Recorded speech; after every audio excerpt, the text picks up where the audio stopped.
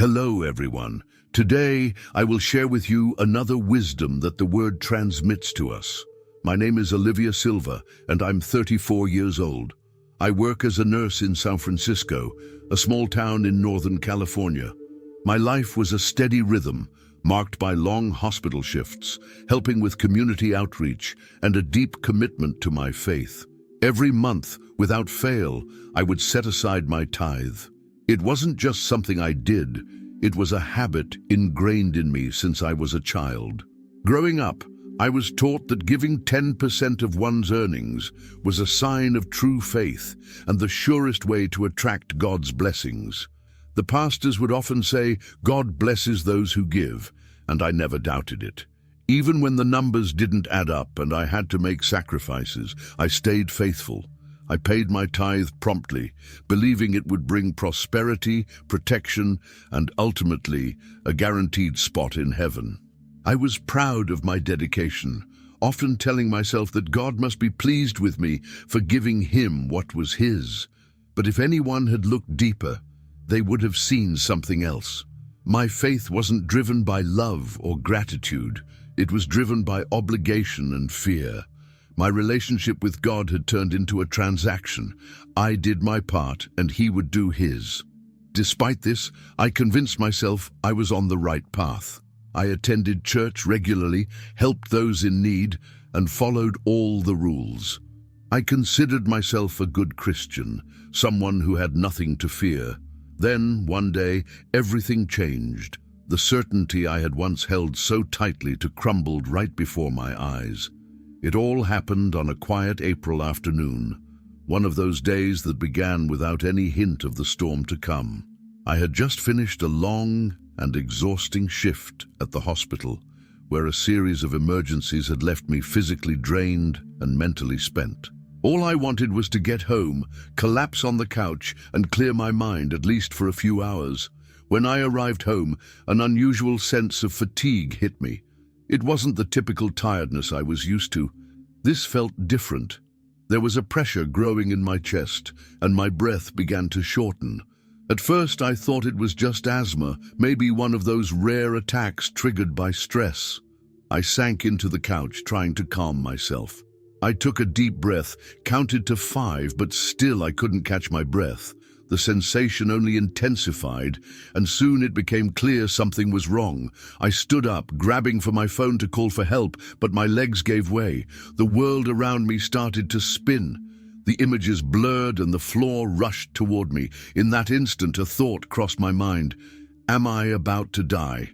And then, everything went dark. When I opened my eyes again, I was no longer in my body. I found myself in a place that words could hardly describe. It wasn't the world I knew, but I didn't feel lost. Instead, I was surrounded by an intense, vibrant light that radiated pure love. It wasn't just a place I was in. It was a presence, an entity that seemed to permeate everything around me. I felt at peace, as if I had come home after a long and weary journey. And then I saw Him, Jesus. He stood before me, radiant and powerful, yet gentle and welcoming. His eyes, those eyes, held a love so deep it felt eternal, yet there was also a sadness in them that pierced my soul. There was no need for introductions. I knew who He was, and I knew He knew everything about me. My knees gave way, and I collapsed, unable to speak. A lump formed in my throat, not from fear, but from the overwhelming awareness of standing before perfection. Tears began to flow down my face, an uncontrollable stream of emotions I couldn't contain. Jesus approached me, gently lifting me up. His touch wasn't just physical, it reached deep within, touching my heart, my soul, every part of me. "Do not fear, Olivia," He said, His voice like a melody that resonated through my entire being. "I have brought you here for a reason." "Lord," I managed to whisper, my voice trembling, "am I dead? Have I failed? Have I disappointed you?" His expression softened with compassion, and He shook His head gently. "No, you are not dead," He replied. "But there is something I must show you, something you need to see before you return. Time is short, and many are not ready." A mix of fear and anticipation swirled in my heart. "Show me, Lord. What must I do?" Jesus raised his hand, and in an instant, the landscape around us shifted. The intense light began to fade, and I found myself suspended high above the earth. The view was breathtaking. Mountains, oceans, cities, all illuminated by the light of human life. But this wasn't just a vision. I could feel the very heartbeat of the planet, its pain, joy, hope, and despair. It was as if I could sense everything the earth was going through. Then, the ground began to tremble, but it wasn't the kind of shake I was used to. It was deep, primal, like the planet itself was groaning. I watched in horror as cities collapsed, bridges broke, and people ran in panic. The sky darkened, and a sense of chaos permeated everything. "Why is this happening, Lord?" I asked, my voice shaking. "Why so much destruction?" "The earth groans under the weight of sin," Jesus said solemnly. "But this is not my judgment. It is a call to awaken. I am calling my children to return to me, but few listen. Some will respond, but many will drift even further away." He gestured towards several groups of people kneeling among the rubble, their hands raised in prayer.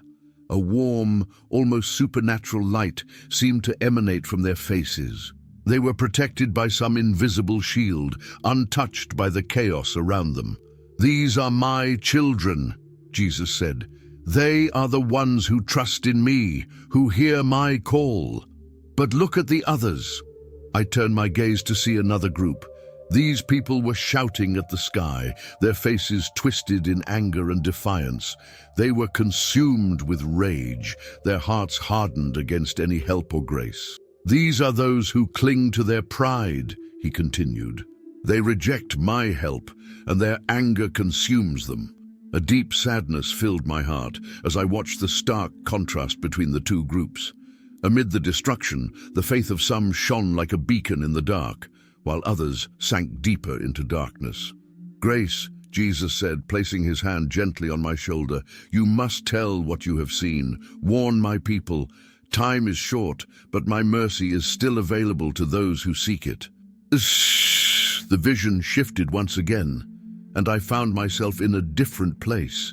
I was surrounded by people of all ages, from every part of the world. But something was wrong. Their faces were pale, their expressions vacant, and they seemed burdened by an invisible weight. An oppressive energy hung in the air, suffocating every trace of hope. "What is happening here, Lord?" I asked, feeling a deep concern in my chest. Jesus pointed toward the crowd. "These are those who have forgotten the value of fasting," he said, his voice full of sorrow. "They have lost one of the most important keys to drawing closer to God." His words struck me. I had always thought I understood fasting, but in that moment, I realized how little I truly knew. As I looked at the people around me, I felt a deep hunger. Not a hunger for food, but for a connection with God. It was a soul-deep longing, a thirst for something they had lost. "Fasting," Jesus continued, "is not just a sacrifice, it is an act of love. It is a way to set aside the distractions of the world and listen to the Father's voice. But many consider it obsolete, unnecessary." As he spoke, the scene shifted again. This time, I saw people who were genuinely fasting, their hearts filled with faith and humility. They shone with a golden light, their faces serene, filled with peace and strength. They knelt in prayer, offering their fasts as a gift, not out of obligation but out of love. Then I saw others who were fasting, but their hearts were not in it. They did it out of habit or for selfish reasons. Their light was dim, almost non-existent. Their prayers seemed to hit an invisible wall, unable to reach God. "Grace," Jesus said, his voice filled with a gentle but urgent tone. "I want my people to understand that fasting is more than just an act. It's a way to purify the heart, to set aside the self and find me. When they fast with faith, my children experience miracles. Their spirit is strengthened, and I can work through them." I felt a weight in my heart. I had often viewed fasting as a duty, something to check off as part of being a good Christian, but now I understood. It was much more than that. It was a door that led directly to the heart of God. "Tell them this, Grace," Jesus said, his gaze intense. "Teach them the power of fasting so they can draw closer to me in a deeper way." The golden light around us began to fade, and I found myself in a new vision. This time, I was looking at a desolate landscape. The ground was dry and cracked, parched by the relentless sun. Crops had withered, and the air was thick with despair. In the distance, I saw lines of desperate people, mothers holding starving children, men with sunken eyes begging for help. "The famine," I whispered, feeling a lump form in my throat. "Yes," Jesus replied, his voice heavy with sorrow. "But this is not just a famine of food. It is a famine of the spirit. My people have abandoned the true source of life, and now they must pay the price." As I watched, despair turned to chaos. In an improvised market, people fought for scraps of bread. Hands reached out, grabbing food from others. I heard screams, cries, and the sound of overturned carts.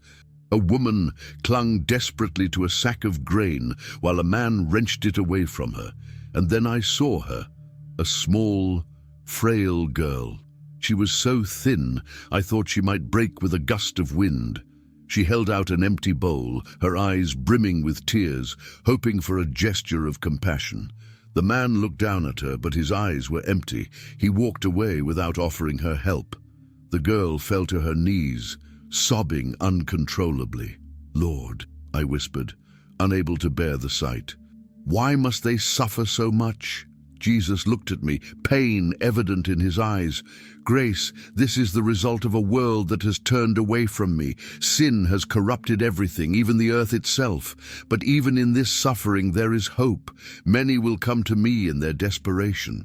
They will discover that I am the bread of life, the only one who can truly satisfy." As he spoke, the scene changed. I saw a small group of believers gathered around a humble table.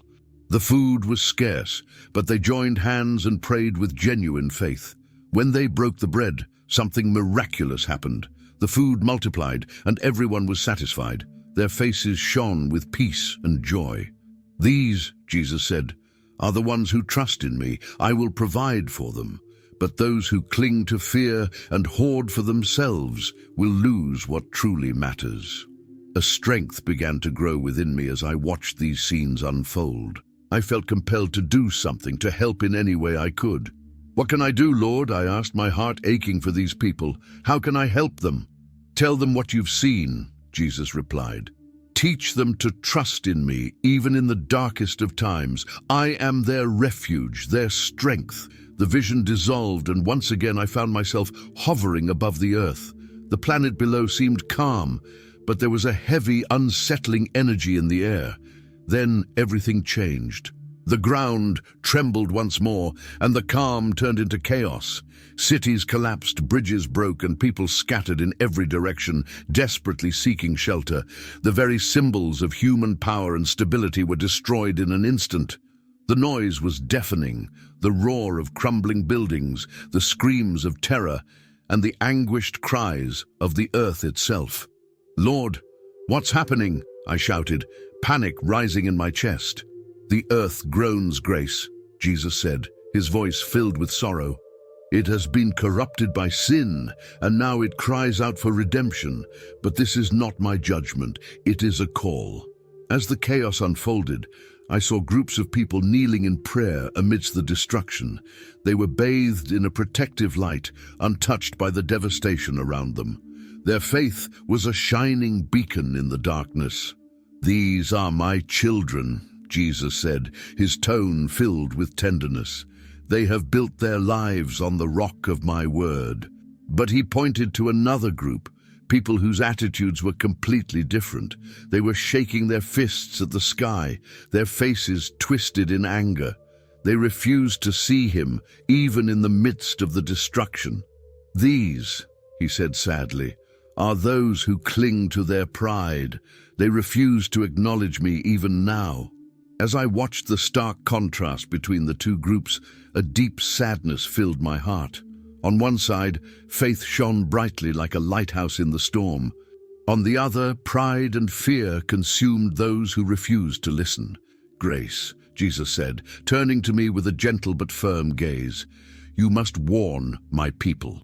Tell them to build their lives on me, for when everything else collapses, I will be their only refuge." The vision of the ruined earth faded, and I found myself in another scene, this one more unsettling than the last. It was a world I recognized, but it was distorted in ways I couldn't fully grasp. People walked through the streets smiling, serene as if nothing was wrong. But underneath that calm exterior, something was terribly amiss. "This is the time of deception," Jesus said with a grave tone. "Many will be seduced by false promises. The enemy will work to turn them away from me." As I observed, I noticed the details: screens everywhere, projecting the faces of charismatic leaders, speaking with eloquence and charm. They promised unity, prosperity, and peace. Crowds followed them, believing they held the answers to every problem. Some even knelt before these leaders as if they were gods. Then I witnessed one of these leaders performing a miraculous healing, a spectacle that made the crowd roar in excitement. At first it seemed authentic, but I could feel something dark and subtle surrounding it, something that didn't sit right. "Do not be deceived by appearances," Jesus said, his voice filled with warning. "These works do not come from me. They are wolves in sheep's clothing, and their actions, though extraordinary, are deceitful. The enemy uses them to turn hearts away from the truth." I watched as churches, once united in faith, were torn apart. Congregations divided, some following the false leaders, believing they were sent by God, while others remained faithful, but the tension between them grew. It was as though a deep rift was forming, and the true believers were being shaken to their core. "How will they discern the truth, Lord?" I asked, feeling the weight of everything I was witnessing. "Those who know my voice will not be deceived," Jesus replied. "But many no longer listen to it. They do not study my word or pray. They are easy prey for the enemy." I looked around and saw two families. One was gathered around a table, praying and reading the Bible together. A bright light enveloped them, and their faith made them unshakable. On the other hand, I saw another family, distracted by screens and consumed by the false messages they were fed. Their light had dimmed, and eventually it disappeared entirely. "Grace," Jesus said urgently, "you must warn them. Tell them to remain steadfast in my word, to pray without ceasing, and to discern spirits. The enemy will disguise himself as light, but his fruit will reveal him." The scene shifted again, and this time I was forced to watch my own life. Every moment, every decision, every thought was projected before me like a film. It was as though Jesus was showing me every hidden corner of my soul, and I could see things I hadn't even realized myself. I watched myself faithfully paying my tithe month after month, proud of my obedience. I felt virtuous, convinced that my act of giving ensured my blessing. But as I continued to watch, something deep inside me stirred. I realized that I hadn't been giving out of love. I had been giving out of fear. I was more focused on following the rule than on truly honoring God. Jesus approached me, his gaze filled with love and understanding. "Grace," he said softly, "you have misunderstood the tithe. It is not about money. It is not about a percentage. It is about the heart." His words pierced me, and I felt the weight of what I had been doing. I had thought that giving was enough, that it was sufficient to be seen as right in his eyes. "I thought it was enough," I whispered, tears welling up in my eyes. "I thought it was enough to follow the rules." "I do not want your money," Jesus replied, his voice firm but gentle. "I want you. I want your heart, your trust. Giving is an act of love and surrender, not an obligation.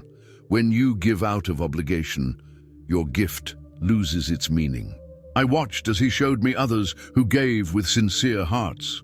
They were surrounded by a radiant light, their giving filled with love and grace. But those, like me, who gave out of habit, had little to no light around them. "Grace," Jesus said, "the true tithe is not a transaction. It is a reflection of your trust in me. I want my people to understand this. After showing me these truths about my own life, Jesus took me to a new vision.